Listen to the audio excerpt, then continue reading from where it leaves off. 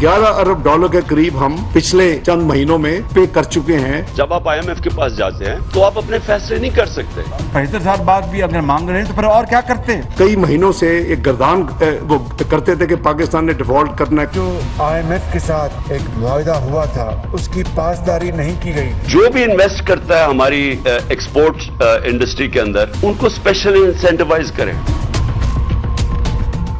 अस्सलाम वालेकुम नाज़रीन, मैं हूं शौकत पराचा। गुज़श्ता रोज़ IMF ने पाकिस्तान की माशी सूरत हाल पर मैं यही कहूँगा एक संगीन सूरत हाल पेश की, तो कल ही सुप्रीम कोर्ट के 8 रुकनी बेंच के क़याम से पाकिस्तान में एक नया तनाज़ा शुरू हो गया। IMF ने पाकिस्तान की शरह नमू यानी ग्रोथ रेट सिर्फ 0.5% शो की, तो पाकिस्तान में सुप्रीम कोर्ट ही ने secretary finance, governor state bank और दीगर ऑफिशल्स को एक नोटिस जारी किया और कह भी दिया कि आप लोगों ने तौहीन की है और तौहीन की सज़ा का भी सबको इल्म है। यानी पाकिस्तान में जैसे मईशत की ख़राब सूरत हाल की खबर आए, उसी तनाजुर में, उसी प्रोपोर्शनेट में हमारी जो सियासी अदम इस्तेहकाम है उसके हवाले से डेवलपमेंट्स भी ज़्यादा हैं। क्या मैं इसे ये समझूं कि पाकिस्तान का जो सियासी कयास है, टर्मोइल है और बहरान है, वो इसीलिए है कि पाकिस्तान की मईशत को मज़ीद कुएं में फेंका जाए और मुआशी बदहाली पैदा की जाए ताकि कुछ न कुछ साबित किया जा सके। हम इकानमी पे बात करेंगे बट पॉलिटिकल पर्सपेक्टिव में, और बहुत डिस्टिंग्विश्ड मेहमान मेरे साथ मौजूद हैं। हमें ज्वाइन किया है जनाब शब्बर जैदी साहब ने, साबिक चेयरमैन FBR। बहुत शुक्रिया जैदी साहब, आपने वक्त दिया। ज़फ़र पराचा साहब एक्सचेंज कंपनीज़ के जनरल सेक्रेटरीज़ हैं। बहुत शुक्रिया पराचा साहब, आपने वक्त दिया। जनाब हसन बेग साहब माहिर माशियात हैं, अदरवाइज़ काफ़ी सारे सरकारी इदारों के सरबराह भी रहे हैं। बहुत शुक्रिया बेग साहब, आप तशरीफ़ ले आए। जैदी साहब, आपसे अगर मैं थोड़ी सी रहनुमाई चाहूँ, कल का दिन टुमारो जुम्मा 14 अप्रैल बड़ा इम्पॉर्टेंट है। सेक्रेटरी फाइनेंस को बुलाया गया है, साथ साथ गवर्नर स्टेट बैंक को बुलाया है सुप्रीम कोर्ट ने। ख़ास तौर पर गवर्नर स्टेट बैंक को क्यों बुलाया गया? वो तो एक एटानोमस इदारा है। देखिए, बिस्मिल्लाहिर्रहमानिर्रहीम, बात ये है सर कि सुप्रीम कोर्ट ऑफ पाकिस्तान जो है वो ये समझना चाहती है कि जो पाकिस्तान गवर्नमेंट अगर ये कहती है कि उनके पास फंडिंग नहीं है तो वो उसकी वजूहात बताएं कि क्या वजह है जिसकी वजह से फंडिंग नहीं है। और आपकी बात ये दुरुस्त है कि स्टेट बैंक ऑफ पाकिस्तान का इसमें डायरेक्ट रोल इसलिए नहीं बनता कि स्टेट बैंक ऑफ पाकिस्तान कोई चेक नहीं काट सकता जब तक वो मिनिस्ट्री ऑफ फाइनेंस से नहीं जाए। तो वो तो सिर्फ एक समझ लें एक बैंकर है, तो उनका कोई डायरेक्ट रोल नहीं है। मगर जहाँ तक सवाल है सेक्रेटरी फाइनेंस वगैरह का, वो भी उनका जवाब भी बड़ा सिंपल वाजे होगा कि जो सेक्रेटरी फाइनेंस है वो उसकी जो एक्शन है वो अपने बॉस से बाउंड है, और उसका बॉस जो है वो मिनिस्टर ऑफ फाइनेंस है, और मिनिस्टर ऑफ फाइनेंस जो है वो बाउंड है डिसीजन ऑफ द कैबिनेट से, और कैबिनेट जो है वो अपनी डिसीजन लेती है। तो सेक्रेटरी फाइनेंस का जवाब और स्टेट बैंक का जवाब तो बड़ा सिंपल होगा। जहाँ तक मेरा सवाल है, वो ये कहेंगे कि जी आप हमें एग्जीक्यूटिव इंस्ट्रक्शन दिलवा दें, हम आपको जो कहेंगे वो रिलीज कर देते हैं। ये बड़ा एक मुश्किल फैसला होगा अगर सुप्रीम कोर्ट ऑफ पाकिस्तान ये कहे कि आप कैबिनेट के डिसीजन के बगैर कोई एक्शन लें, क्योंकि पाकिस्तान में जो मुस्तफ़ा इम्पैक्ट का केस है, बहुत मशहूर मारूफ केस है, उसमें ये डिफाइन हो चुका है कि फेडरल गवर्नमेंट का मतलब होता है cabinet of the government of Pakistan. तो जो भी फैसले होते हैं फाइनेंशियल मैटर में, उसमें सेक्रेटरी फाइनेंस की मेरे हिसाब से या गवर्नर स्टेट बैंक की कोई हैसियत नहीं है। The federal government means the cabinet of the government of Pakistan. Fair enough, आपने एक्सप्लेन कर दिया। बेग साहब, ये जो सूरत हाल है, क्या मईशत निकल आएगी इस सारे बहरान से, सियासी टर्मोइल से? मेरा नहीं ख्याल। देखें, बात यह है कि प्राचा साहब ये हमारी जो मईशत है वो शबर जैदी साहब मेरे से भी बेहतर जानते हैं और शायद ज़फ़र प्राचा साहब आपको बताएंगे हमारी जो सिचुएशन है। बेसिकली मेरा ख्याल है हमारे इतने ज़्यादा इश्यूज़ पैदा हो गए हैं, जिस डेट ट्रैप में आप चले गए हैं, और ये बुनियाद मैं आपको बताऊं कि ये पिछली गवर्नमेंट के दौर में रखी गई। और जो हफीज़ शेख साहब ने IMF के साथ मुआहदा किया, बुनियादी तौर पे आपको याद होगा कि उस वक्त ढागा साहब एक सेक्रेटरी फाइनेंस होते थे, उनका बाकायदा टर्म्स एंड कंडीशंस पे इख्तलाफ हो गया था और वो ultimately he got retirement from the government. और बात यह है कि वो बुनियाद जो रखी गई थी जिसमें हम सिर्फ़ और सिर्फ कर्ज़ों पे चल रहे थे, वो मेरा ख्याल है कि उसने सारी चीज़ों को, स्ट्रक्चरल चीज़ों को, और जो हमारा डेट ट्रैप है उसमें हम बुरे तरीके से फंस चुके हैं। अब उसके लिए एक लंबी चौड़ी एक प्लानिंग चाहिए। मेरा ये ख्याल है कि अशफाक तौला साहब इस वक्त गवर्नमेंट में हैं, वो ही नोज़ इट बेटर कि इसको कैसे रीस्ट्रक्चर करना है, कैसे रीप्रोफाइलिंग ऑफ इकानमी करनी है, कैसे इन चीज़ों को लॉन्ग टर्म प्लानिंग के तौर पर हमने ठीक करना है। अभी फॉर द टाइम बीइंग अगर कोई आप उम्मीद की किरण मेरे से लेना चाह रहे हैं तो मैं आई एम सॉरी टू से, क्योंकि जो सिचुएशन है, देखें पिछले साल में आपको पता है एक मिनट आपने डरा दिया आपने इधर रुकिएगा, डरा दिया आपने। 8 कंट्रीज जो है ना डिफॉल्ट कर चुके हैं, मैं आपको इंक्लूडिंग रशिया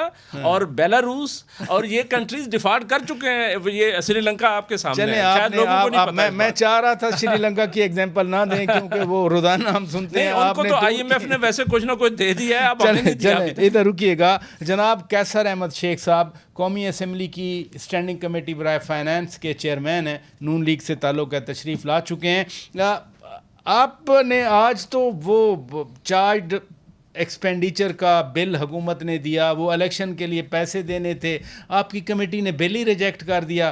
कल सुप्रीम कोर्ट ने तलब किया हुआ है, आपकी कमेटी भी हुकूमत के लिए मसाइल बना रही है क्या?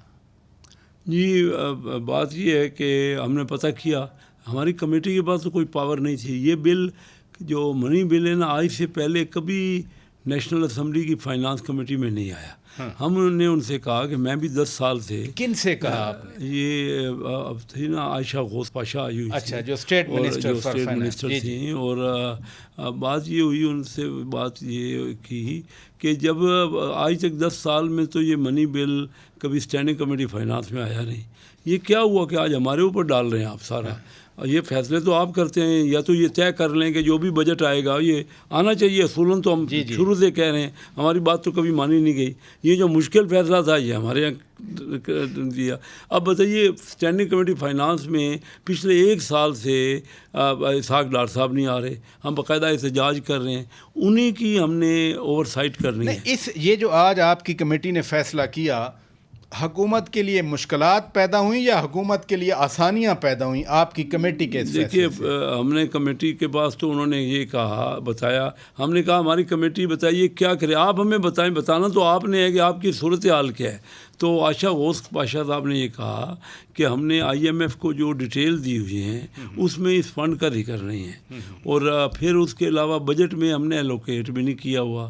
तो जब और हमने बोला तो फिर आपके पास कोई मुश्किलात होंगी अगर आप ये देंगे तो उन्होंने कहा बिल्कुल मुश्किलात होंगी। अब हमारी कमेटी तो सिर्फ एक रिकमेंडेशन दे सकती थी ना, उनके बात पे जो उन्होंने हमें बताया, हमने तो उनसे ये कहा तो कि वैसे पार्लियामेंट प्रैक्टिस किया है, जब कमेटी एक बिल को मुस्तरद कर दे तो वो बिल मुस्तरद हो जाता है, पार्लियामेंट पास नहीं कर सकती कौमी असम्बली उसको? नहीं, कमेटी की कोई अहमियत, हमारे यहाँ जो कमेटियाँ हैं ना जी, ये तो सिर्फ बराए नाम है। मैं आपको बताऊँ, मैंने जितनी रिकमेंडेशन की हैं एक भी अमल नहीं हुआ, कुछ भी नहीं होता इन कमेटियों में।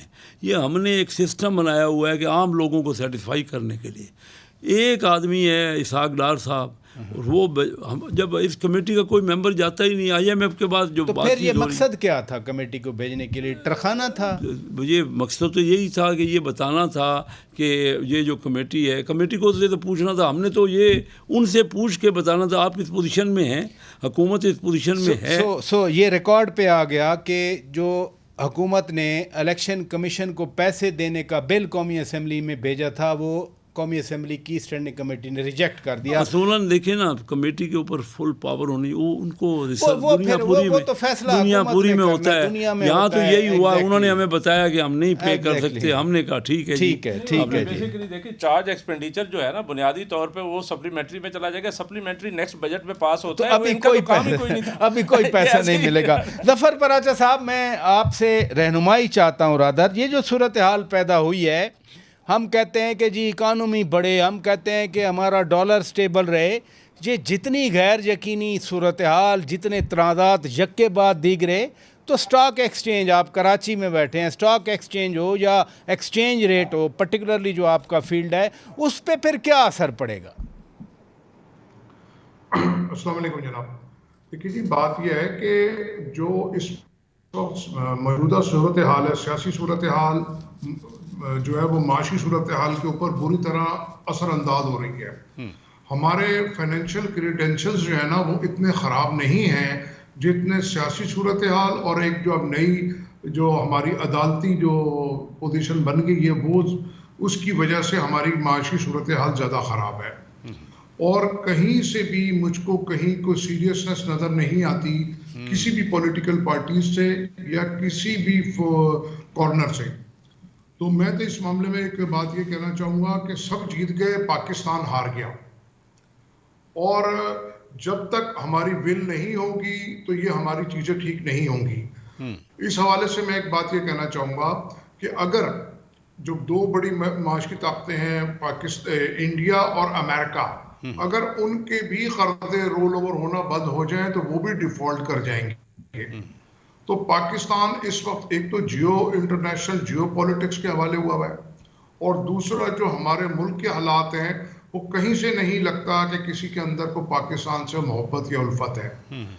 जहाँ तक मैंने बात कही कि पाकिस्तान के फाइनेंशियल क्रीडेंशियल्स बहुत अच्छे हैं, सिर्फ विल होनी चाहिए। देखिए, $60 बिलियन की हमारी इनकम है, $30 बिलियन की एक्सपोर्ट है और $30 बिलियन की हमारी रेमिटेंसेस है, और तकरीबन इतनी ही हमारी इंपोर्ट है। हमको अगर थोड़ा सा हम अपनी चीज़ों को मैनेज कर लें तो हम काफ़ी बेहतर कर सकते हैं। इस साल UNDP की रिपोर्ट है कि पाकिस्तान इशराफिया को जो मराद देता है सालाना, वो $17.4 बिलियन हैं।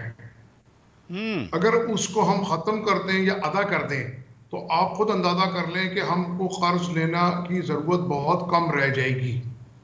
और इसके अलावा भी बहुत सारे हेड्स हैं। आपने बड़ी इंपॉर्टेंट बात की, एक मिनट रुकिएगा। आपने कहा कि हमारे कौमी ख़जाने से मुल्क की अशराफिया को $17 अरब से ज़्यादा मराहत मिलती हैं। मैं ये नाज़रीन सवाल रखूँगा शबर जैदी साहब के सामने, चेयरमैन रहे हैं FBR के, कि ये मराहत क्यों इतनी ज़्यादा तादाद में मिलती हैं जब लोगों के पास रोटी खाने के पैसे नहीं होते। ब्रेक के बाद मैं ये सवाल करता हूँ। नाज़रीन, स्टे विद अस।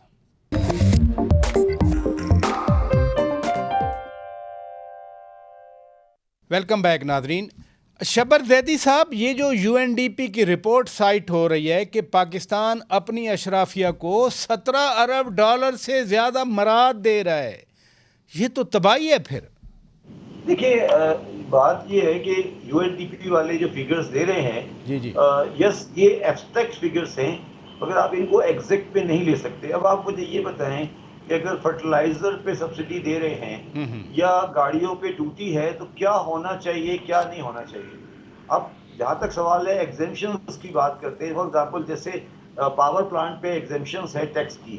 अब अगर आप उसको ये कहें कि ये अशराफिया की एग्जेम्पशंस हैं, तो ये बात दुरुस्त नहीं है। मैं इस बात से राचा साहब की डिसएग्री करता हूँ, और मैं बिल्कुल कैटेगोरिकली ये कहना चाहता हूँ राचा साहब को कि ये परसेप्शन देना कि पाकिस्तान के इकोनॉमिक फंडामेंटल्स ठीक हैं, ये अपने साथ ज़्यादती करता है पाकिस्तान हमेशा। और ये जो हम लोगों को बिला वजह का एक कंफर्ट जोन में ले आते हैं कि जी पाकिस्तान में कोई माशी मसला नहीं है, ये कोई 2-4 घंटे में ही सही हो जाएगा। मैं बड़े बड़े अरसे से ये कह रहा हूँ कि भाई, मैं इसको आसान अल्फाज में कहता हूँ कि ये दुकान चलने वाली नहीं है। जो लोग कह रहे हैं रोलिंग इंडिया को भी चाहिए और ये अमेरिका को भी चाहिए, ये बातें नहीं है। पाकिस्तान एक माशी तौर पर निहायत कमज़ोर मुल्क है। कोई उनके पास रास्ता नहीं है आज अपने लोन को रीपे करने का और अपने करंट अकाउंट डेफिसिट को पूरा करने का। हमें सही होना है। अगर आप ये कहते हैं कि जी हम सब सही हैं और अशराफिया को ये दे रहे हैं, ये चीज़ों को डाइवर्ट करने का तरीका है। प्रॉब्लम जो है वो ये है, जो प्राचा साहब आपने बात शुरू की थी कि ये जो परेशानी माशी परेशानी है या ये सियासी परेशानी है, क्या किसी को इस बात का एहसास है? सवाल ये है, सवाल ये नहीं है। यही तो मेरा यकीन माने शब्बर जैदी साहब, आज के प्रोग्राम का मकसद ही यही है। मेरी बात सुने ना, मेरी बात सुने। मैंने एक आर्टिकल लिखा है आज बिजनेस रिकॉर्डर में, उसकी पहली किस्त आज छपी है और वो यही सवाल है। उसमें मैंने लिखा है रेजिलियंस, हेल्पलेसनेस और loss on trust of the state. या तो पाकिस्तानी अवाम के अंदर बड़ी रेजिलियंस है, वो अपनी इकोनॉमिक परेशानी से रेजिलियंट है कि वो कह रहे हैं हम लड़के निकाल लेंगे इसको, या ये हेल्पलेसनेस है, वो उनके पास कोई बंदा ही नहीं है जो उसको आके लेके चल सके। इसको बोलते हैं हेल्पलेसनेस। तीसरी होती है कि जब आपके पास स्टेट पे से ट्रस्ट खत्म हो जाए कि यार ये मैं कुछ, जब ये रियासत चलने वाली नहीं है तो मैं अब क्या इसके ऊपर बात करूं। मुझे अफसोस से कहना पड़ रहा है कि चाहे वो अशराफिया हो चाहे वो गरीब लोग हो, दोनों का इस रियासत के ऊपर से ट्रस्ट उठ गया है।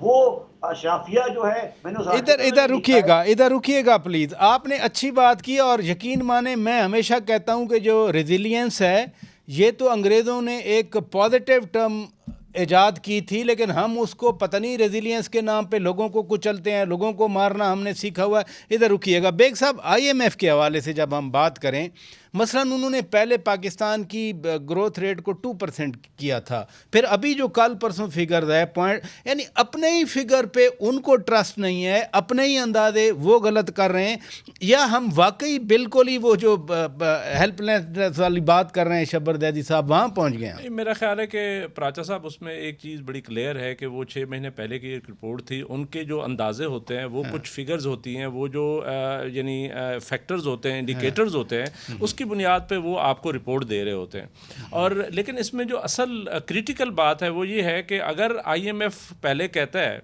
कि आपका 4.7 जो है ना fiscal deficit of the budget होगा, और अभी कहता है 6.8 है, तो इसका मतलब क्या है? इसका मतलब है कि वो जो EFF प्रोग्राम चल रहा है, उनका एक्सटेंडेड फंड फैसिलिटी जो अभी यानी हम हर वक्त तैयार रहते हैं कि जी किसी तरीके से बहाल हो जाए, बात यह है कि इसका मतलब वो तो टोटल नाकाम हो गया। अभी हमें देखना यह है कि IMF की अपनी कारकर्दगी क्या है। वो जो रीस्ट्रक्चरिंग के लिए और बैलेंस ऑफ पेमेंट्स के लिए दे रहा होता है हमें, जो EFF दे रहा है, क्या वो इफ़ेक्टिव है? मैं ये समझता हूँ कि ज़ाती तौर पे अगर टोटल इसका एक पैनोरामा देखें तो वो ये है कि ये अर्जेंटीना जिसने सबसे ज़्यादा IMF का कर्जा लिया हुआ है और अभी भी वो इतने बड़े कर्जे में है, उसके बाद इजिप्ट है, उसके बाद मिस्र है, मिस्र के बाद यूक्रेन को अभी उन्होंने 15-16 बिलियन दिए, उससे पहले भी 9-10 बिलियन वो ले चुका था। बात ये है कि ये सारे कर्जे जो वो दे रहा होता है, हमें समझना ये होगा कि उसका यानी बज़ाहिर तो ये लगता है कि वो हमारी इकानमी को बेहतर करने के लिए कर रहा होता है, लेकिन उसके रिजल्ट्स क्यों ख़राब आते हैं? उसके रिजल्ट्स हमेशा जो है ना वो उस इकानमी के ख़िलाफ़ क्यों चले जाते हैं?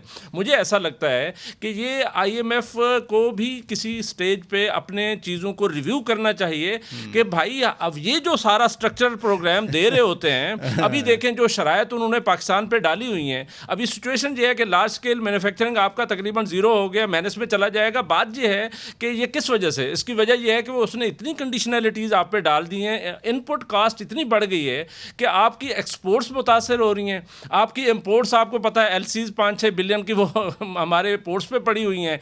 तो ये सारी चीज़ें जो है ना, इधर प्लांट्स बंद हो रहे हैं, यानी तो अभी मुआहदा नहीं हुआ, प्लांट्स बंद हो रहे हैं। कैसर अहमद शेख साहब, फिर IMF प्रोग्राम की यूटिलिटी क्या है? क्या वाकई मुआहदा हो रहा है? अभी तो जो वाशिंगटन में बातचीत हुई है, आप तो मामले खुसूसी भी हैं वज़ीर आज़म के, आप माशाल्लाह। हमारे यहाँ जो वज़ीर ख़जाना आते हैं ना, जी, उनका इन डेप्थ जो मुल्क की इकानमी का उस पर बहुत कम उनका दरमदार होता है। नहीं, अभी तो माशाल्लाह डार साहब के बारे में तो हम नहीं कह सकते। चले बाकी जो इम्पोर्टेड है, नहीं कि मैं समझता हूँ कि वो मार्केट से टच में नहीं है, ना किसी से मिलते हैं, ना उनको मार्केट पोटेंशियल का। अगर डार साहब हैं, मैं आप बताऊँ, मैं बार बार उनको कह रहा हूँ, 15 महीने से डार साहब ने नेशनल बैंक का प्रेसिडेंट नहीं बनाया। पाकिस्तान का सबसे बड़ा बैंक है, उसका प्रेसिडेंट नहीं है। कौन ख्याल कर रहा है, डार साहब या कोई और? 1 साल से एग्रीकल्चर बैंक का प्रेसिडेंट नहीं है। तो क्या आपके बैंक डेवलप करेंगे? एक ही बैंक है आपके पास, और इतनी फुर्सत नहीं है डॉक्टर साहब का। तमाम वजीर ख़जाना सिर्फ IMF के साथ इन्वॉल्व हैं सुबह से लेके शाम ये तो तक। नहीं है ना, और यही है, इन पे तो मुद्दा डाला जा रहा है कि इनकी वजह से मुआहदा नहीं हो रहा। मतलब तो तब भी मुआहदा नहीं हो रहा ना। मुल्क के लिए आप मुल्क की ग्रोथ की क्या बात कर रहे हैं? लेकिन आप अभी बात हो रही थी कि आप कह रहे थे इतना बड़ी फिक्र कैसे हो गई। Exactly. अब मैं आपको बताऊं कि $3 अरब का पिछली बार PTI की हुकूमत ने बगैर किसी सूद के 0% पे $3 अरब अमीर 200 अमीर लोगों को दे दिया। आप अंदाज़ा लगाइए कितना इंटरेस्ट होना चाहिए। वैसे ही दे दिए, वैसे ही दे दिए 10 साल के लिए, और लोगों ने और कोई मार्कअप जो बाहर से कर्जे पे और मौज मार्कअप लगी हुई थी हुकूमत जिसको लेती है। नहीं चाहिए था। सीमेंट प्लांट, सीमेंट हमारे यहाँ ज़्यादा थी कैपेसिटी, लोगों ने सीमेंट ले लीजिए, मुफ्त मिल रहा है, 10 साल बाद पैसे देने हैं। $165 में मिल रहा है, $250 आज $290 हो गया डॉलर। तो उनकी मौज है, उनका क्या है? उन्होंने तो मुफ्त ले लिया। आज $165 जो महंगाई थी वो अरबों फिर खरबों तो रुपए। UNDP की रिपोर्ट ठीक है ना, फिर तो बिल्कुल अगर ठीक ये है। जो आप कह और रहे हैं एक नहीं $3 है, अरब दे मैं दिए। एक नहीं है। देखिए एग्रीकल्चर में आपका कोई इनकम टैक्स नहीं है। एग्रीकल्चर बिल्कुल वो जो UNDP के जो रिपोर्ट्स वो दे रहे हैं तो गलत नहीं दे रहे। हमारे यहाँ तो फैसिलिटेट किया जा रहा है, फर्टिलाइजर में देते हैं, फैसिलिटेट किया जा रहा है। इधर रुकिएगा, इधर रुकिएगा। वो आप फर्टिलाइजर में जीरो पे गैस में देते हैं। शेख साहब से माजरत के साथ बात यह है कि वो जो टर्फ था ना, temporary economic refinance facility state bank की, बात यह है कि आप सारी दुनिया में कोरोना आया हुआ है, कोविड है, और यहाँ पे सिचुएशन बड़ी मुख्तलिफ थी। मैं आपको बताऊं कि उस वक्त जो एक्स्ट्रा ऑर्डिनरी स्टेप्स गवर्नमेंट ले रही थी वो कोई इतने उसको दोबारा रिव्यू कर लें, मेरा ख्याल है कि वो इतना भी वो नहीं। अगर वो $3 दे देना यानी अपनी पसंद के लोगों को, ये भी तो 200 बड़ी फैमिली बेल आउट पैकेजेस ऐसे ही होते हैं ना। बेल आउट पैकेजेस क्या होते हैं? मेरे भाई वो डियर फैमिली हम लोग नहीं थे। Exactly. 200 फैमिलियां थी। अगर SMEs को पाकिस्तान में सिर्फ 7% मिलता है, ऑलरेडी 93% लोन जो है अमीरों को मिलता है। अमीरों को मिलता है। इधर रुकिएगा, यही तो बात है। मैं कह रहा हूँ जब तक यही फैसला ये नहीं सही होगा, फरमा रहे हैं कि कमाल है कि अमीर आदमी को दे दिया और उसको डिफेंड करने वाले लोग हैं। एक मिनट, इधर यानी वो 200 फैमिली है, टोटल 200 फैमिली मैं जरा प्राचा साहब, प्राचा साहब मैं आपकी तरफ आता हूं। एक्सपोर्टर प्राचा साहब मैं आपकी तरफ आता वो तो कर ही नहीं पा रहे। प्राचा साहब मैं आपकी तरफ आता हूं। ये तो सब जाती वाली बातें हैं। ये अगर इनोवेटिव स्ट्रेटजीज होती हैं तो उसमें एक और चीज़ भी आ रही है कि जी आप करेंसी स्वैप में ट्रेड करें। अभी 2 दिन पहले साबिक सदर आसिफ अली जरदारी ने भी ये बात की। तो क्या इससे जो हमारा डॉलर का प्रेशर है, मैं इसलिए सवाल पूछ रहा हूँ, कहते हैं डॉलर ऊपर जाएगा तो महंगाई ऊपर जाएगी, अगर हम करेंसी स्वैप में ट्रेड शुरू कर दें पाकिस्तान के हवाले से क्या इसकी फिजिबिलिटी है, क्या पॉसिबिलिटी है? देखिए बात ये करेंसी स्वैप पे काम करना चाहिए। अब दुनिया में भी काफी चेंज आ रहा है और डॉलर को छोड़ के लोग दूसरी करेंसीज में ममालिक जा रहे हैं, जैसे ब्रिक्स है, या अभी जो एक नया ये ब्लॉक बन रहा है चाइना, रशिया, ईरान, और अगर इंडिया को आप देखें तो वो रशिया से इंडियन रुपी के अंदर ट्रेड कर रहा है। तो हमको डॉलर पे डिपेंडेंसी कम करके स्वैप पे भी जाना चाहिए और दीगर करेंसीज के ऊपर भी जाना चाहिए। देखिए जितनी भी, इसके अलावा मैं एक बात करना चाहूँगा जो मुख्तलिफ लोगों ने बात की कि जो माशी जो हमारी मुश्किलात हैं और IMF जो हमसे कहता है टैक्सेस लगाने के लिए, यानी कि IMF की 80% बातें ठीक हैं, 20% बातें गलत हैं। वो ये नहीं कहता कि आप इशराफिया पर टैक्स लगाएं। जैसे एग्रीकल्चर की बात आई, आपका GDP का 20% का साइज है एग्रीकल्चर का, उस पर टैक्स नहीं है। अभी पिछले दिनों गवर्नमेंट ने 100 अरब रुपए पार्लियामेंटेरियंस को दे दिए, जो कि एक सियासी रिश्वत है। इसी तरह जैसे हमने भी जिक्र किया कि $3 बिलियन तकरीबन 600 अरब रुपए हुकूमत ने, पिछली हुकूमत ने 0 रेट के ऊपर दे दिया या 1% पे दिया है। वो सिर्फ 15-20 खानदान है जिनको दिया गया है। तो इस तरह की जो लूटमार पड़ी है, अगर ये लूटमार बंद नहीं करेंगे, चोरी चकारी बंद नहीं करेंगे, तो ये मसाइल हल नहीं होंगे। ये मसाइल हल नहीं होंगे। मैं आप ही से शुरू कर देता हूँ नाजरीन, मैं ब्रेक लेता हूँ। ब्रेक के बाद जब वापस आएंगे ज़फ़र पराचा साहब से मेरा सवाल होगा कि ये जो आपकी इस जो ऑर्गेनाइजेशन है ये कह रही है कि हम $1 अरब हुकूमत को देंगे अगर हुकूमत हमारे साथ को अरेंजमेंट करे हर महीने, ये क्या पॉसिबिलिटी है? और इसमें फैटफ वाले मॉनिटरिंग है, दीगर मॉनिटरिंग होती है, ये वर्केबल है ये प्रपोजल? ब्रेक के बाद नाज़रीन बात करेंगे।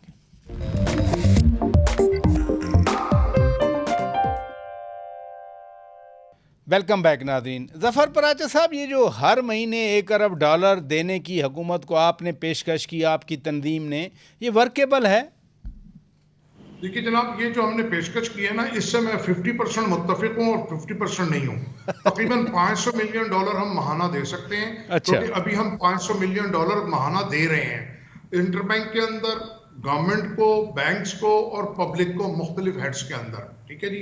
अब वो जो बात आपने फटाफ की वो बड़ी वैल्यूएबल बात है और वो उसको देखना बहुत जरूरी है, क्योंकि अभी हम ग्रे लिस्ट से निकले और अभी हम अंडर वॉच हैं। एग्जैक्टली।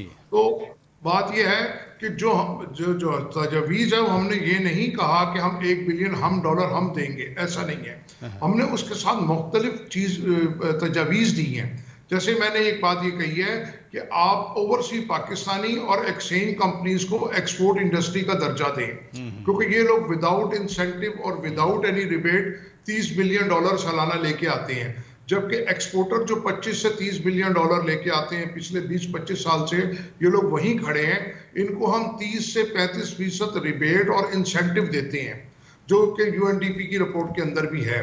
क्योंकि हमारा जो पाकिस्तानी की एक प्रपोजल तो है ना आपकी गवर्नमेंट के पास, इधर रुकिएगा बेग साहब, इकानमी बेहतर करने के हवाले से अब मैं ज़रा प्रपोजल ले रहा हूँ।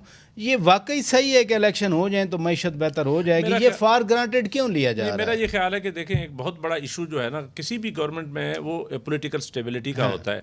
जो सिचुएशन पाकिस्तान में इस वक्त नहीं, इलेक्शन के बाद क्या गारंटी है कि स्टेबिलिटी आएगी? अगर इलेक्शन रिजल्ट को नहीं माना जाता, मेरा ख्याल है कि अगर नहीं मानेंगे तो फिर तो और बात है, अदरवाइज तो जाहिर है जनरल इलेक्शन हो जाते हैं। तो वो कम अज कम एक पॉलिटिकल स्टेबिलिटी का कंसेप्ट पैदा हो जाएगा। एक गवर्नमेंट आएगी जिसके बारे में ये यकीन होगा ये 3-4 साल रहेगी, यानी एक्सपेक्टेडली। और वो जब 5 साल हमारी मुद्दत नहीं, देखें अब लास्ट टाइम IMF के डेलीगेशन ने आपको क्या कहा? उन्होंने कहा ठीक है, हम अगर आपको बहाल भी कर दें ये जो प्रोग्राम है, तो आपकी पॉलिटिकल स्टेबिलिटी का बहुत बड़ा इशू है, जिसके लिए प्राइम मिनिस्टर साहब ने फिर एक APC का कंसेप्ट दिया, लेकिन वो इमरान खान साहब नहीं आए, जिसकी वजह से वो सारी चीज़ जो है ना वो मतलब गड़बड़ हो गई। अदरवाइज IMF भी यही चाह रहा है। अभी आप कांग्रेस मैनू को देखेंगे, वो कहते हैं कि यहाँ पे कोई वो ह्यूमन राइट्स वायलेशंस हो रही हैं, तो इसका मतलब है कि पॉलिटिकल स्टेबिलिटी इकोनॉमी के लिए, मईशत के लिए बहुत ज़रूरी है। शेख साहब, अगर इलेक्शन हल है मुल्क की मईशत बेहतर करने के लिए, तो इलेक्शन क्यों नहीं करवाती फिर आपकी गवर्नमेंट? मुल्क तो बचाना है ना हर सूरत में हमने। देखिए, इलेक्शन होने चाहिए। इलेक्शन हल क्या है? इलेक्शन से तो और नीचे जाएगा। आप अगर पहली बात तो है स्टेबिलिटी नहीं आएगी आपके। पहली बात तो है कि इलेक्शन बिल्कुल होने चाहिए, चाहे नुकसान भी हो, वो एक अलग बात है। लेकिन पाकिस्तान में जैसे ये हिस्ट्री बताई जाती है ना कि UK में वर्ल्ड वार सेकंड के बाद में भी इलेक्शन होते हैं। पाकिस्तान में जब इलेक्शन हुए, पाकिस्तान नीचे चला गया। 1970 में इलेक्शन हुए, पाकिस्तान 2 लाख हो गया। 1977 में इलेक्शन हुए। दुनिया भर में एक एस्टैब्लिश्ड एग्जाम्पल है, हम पाकिस्तानी क्या उल्टे चलते हैं? ये पाकिस्तान की हिस्ट्री आप पाकिस्तान की देखेंगे या दुनिया, ठीक है, आप दुनिया भर की देख लें। मैं तो आपको अपने तमाम इलेक्शनों की मिसाल दे रहा हूँ। हम जब तक सीखेंगे नहीं, हम आपस में समझौता नहीं करेंगे, उनके हमारे यहाँ झगड़ा जारी हो जाता है। देखिए, 70 में अवामी लीग और पीपल पार्टी का झगड़ा था, पूरा मुल्क आपका इलेक्शन की वजह से 2 लाख हो गया।